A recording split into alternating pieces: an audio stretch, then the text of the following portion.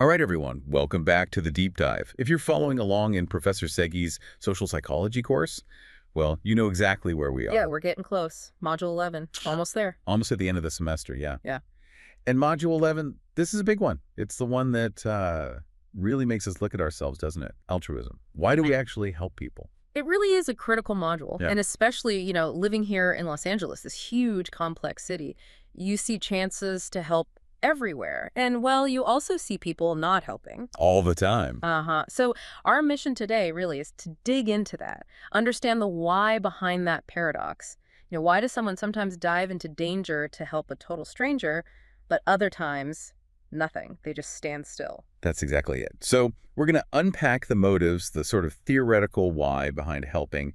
Then we'll look at the situations, the when specifically, why we sometimes fail to help. And the barriers there. Exactly. And then maybe the most important part for you guys listening, thinking about your own lives. How can we actually increase helping right here in our communities? Making it practical. Yeah. So let's start with that fundamental question. Is there really such a thing as a purely selfless act? Ah, the big one. Well, this module defines pure altruism as the motive to boost someone else's well-being without consciously thinking about your own self-interest. It's that great phrase from the text. Oh, yeah. Selfishness in reverse, kind of like the holy grail of psychology, right? Yeah. An act totally free of ego. Okay, but then you immediately hit social exchange theory, which basically says, hang on, maybe all human interactions, including helping, are just transactions. Like we're always trying to maximize our rewards and minimize our costs, even if we don't realize it.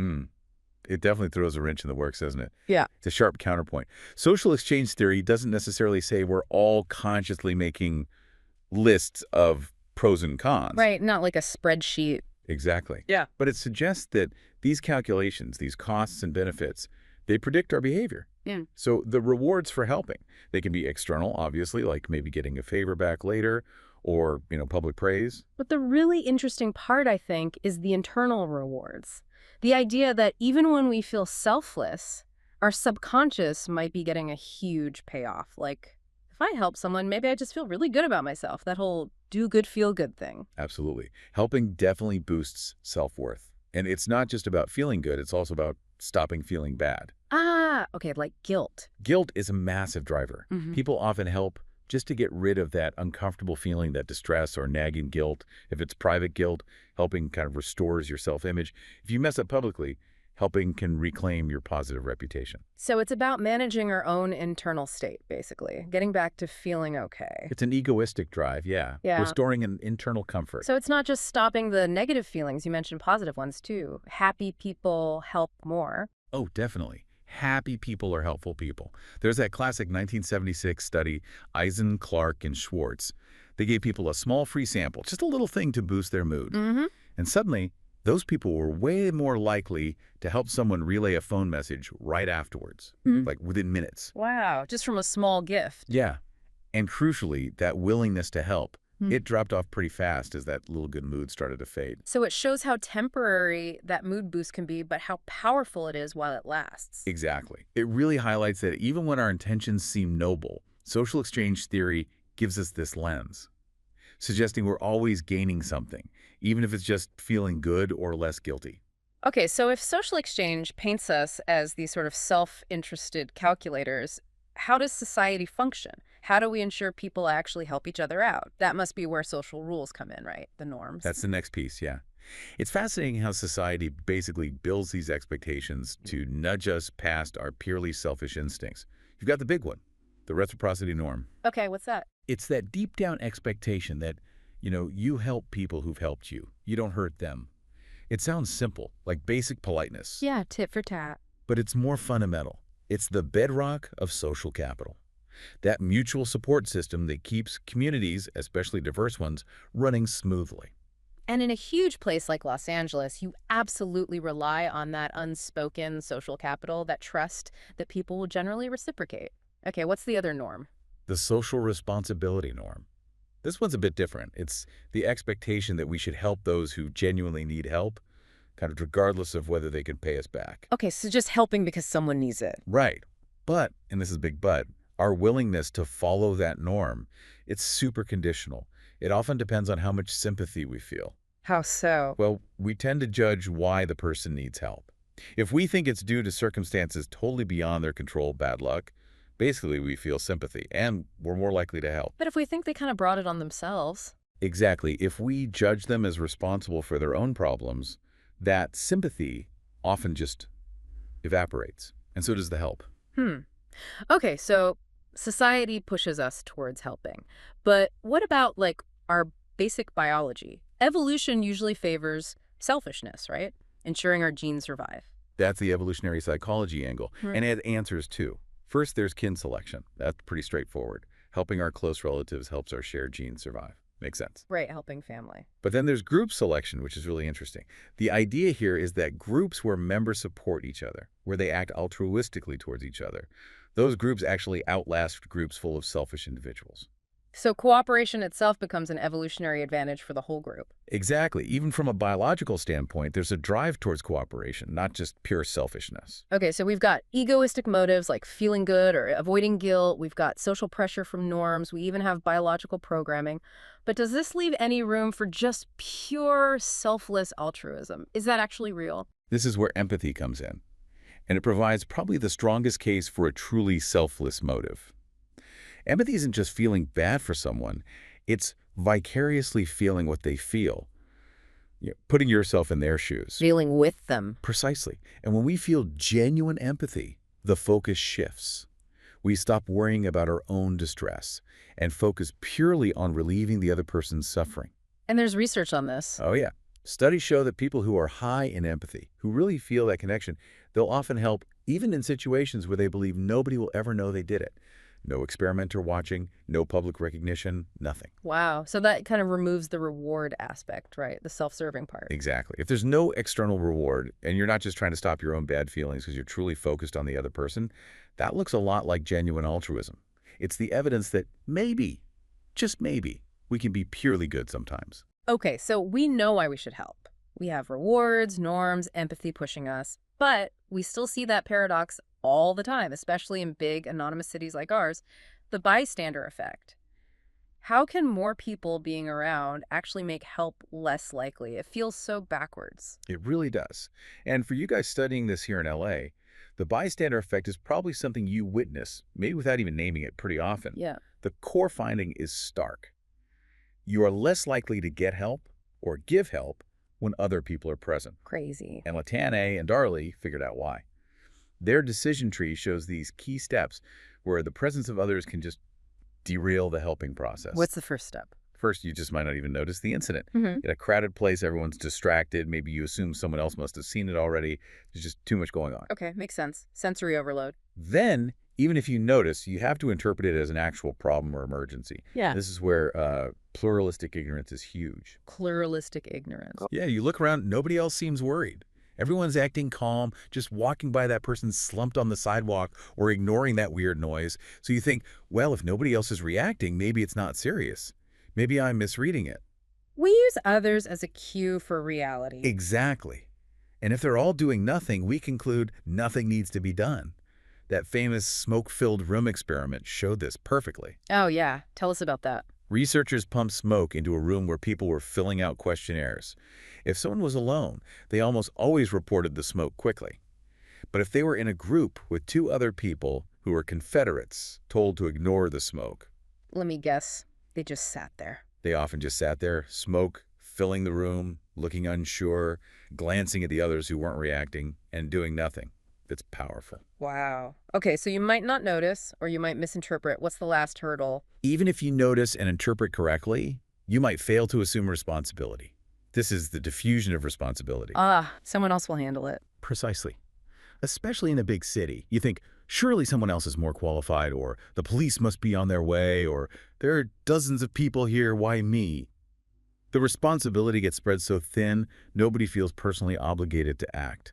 Anonymity makes it worse. It's like everyone thinks someone else is in charge of the 10 million people around us. Pretty much.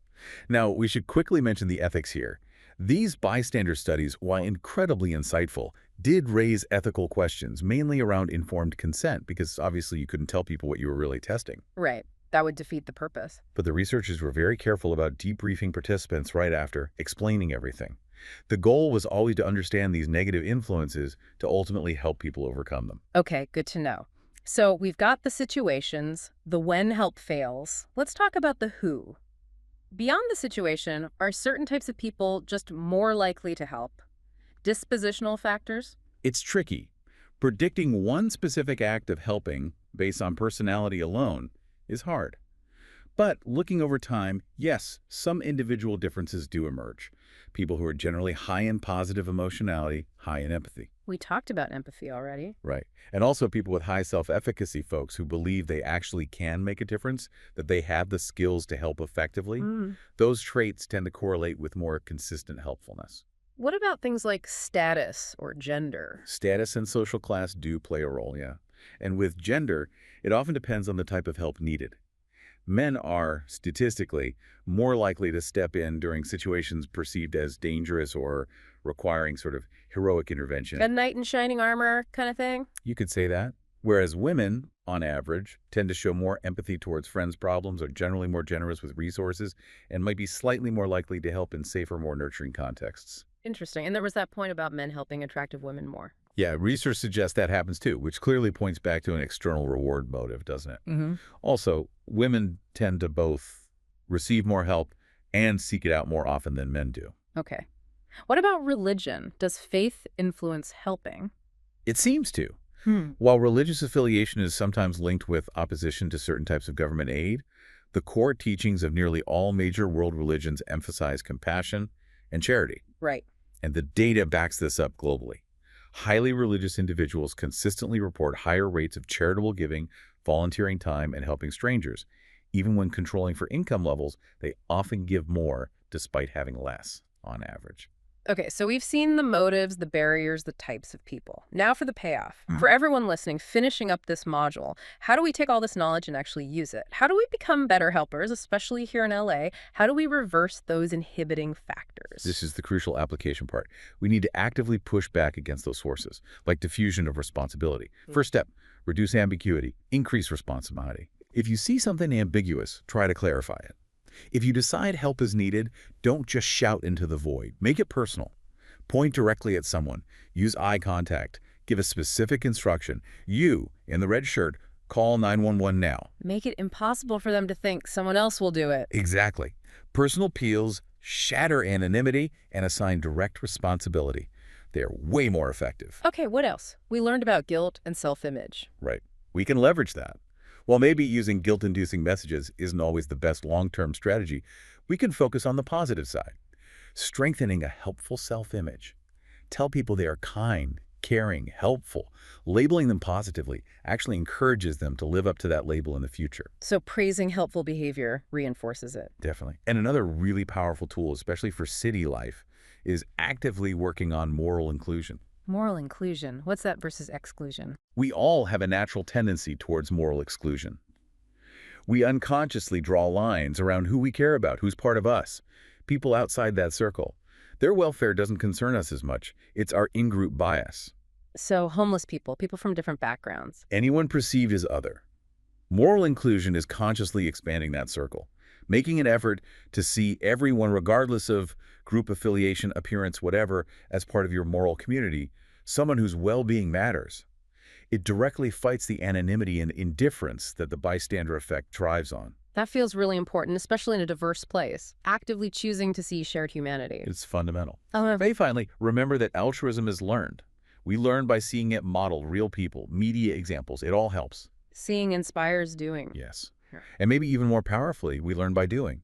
When you take helpful actions, it actually reinforces your self-perception as a caring person, which then makes you more likely to help again in the future. It's a positive feedback loop. So acting altruistically makes you more altruistic. Pretty much. And simply learning about altruism, like you all are doing right now in this module, is a form of learning too. It primes you. It makes you more aware of the psychological forces at play, so you're better prepared to notice situations and overcome those internal barriers to helping when the time comes. Wow. Okay, so this module really covers a lot of ground. From, the potentially selfish reasons we help, like feeling good, all the way to genuine empathy, and then facing that really sobering bystander effect we see playing out on our own streets. It's deep stuff. And like we said, this isn't just abstract theory for a test. Studying social psychology like this, digging into these humanly significant topics, Yeah. it genuinely expands how you think. It equips you to live your life, especially after Professor Segi's class, with more awareness, more compassion. Totally agree. This knowledge isn't just for the final exam grade. It's like a practical toolkit for making your community, your interactions just better. So, as you finish up with Module 11, maybe take a moment this week. Think about that moral inclusion idea. Yeah. Is there one small way you can practice it? Maybe just consciously try to see someone you'd normally ignore, on the bus, on campus, wherever, as part of your circle. Start small. Be nice. Because every one of those conscious acts, that's how we build the social capital, the connection that our city really needs. That's a really great thought to end on, build Mhm. those connections. Thanks for diving deep with us today.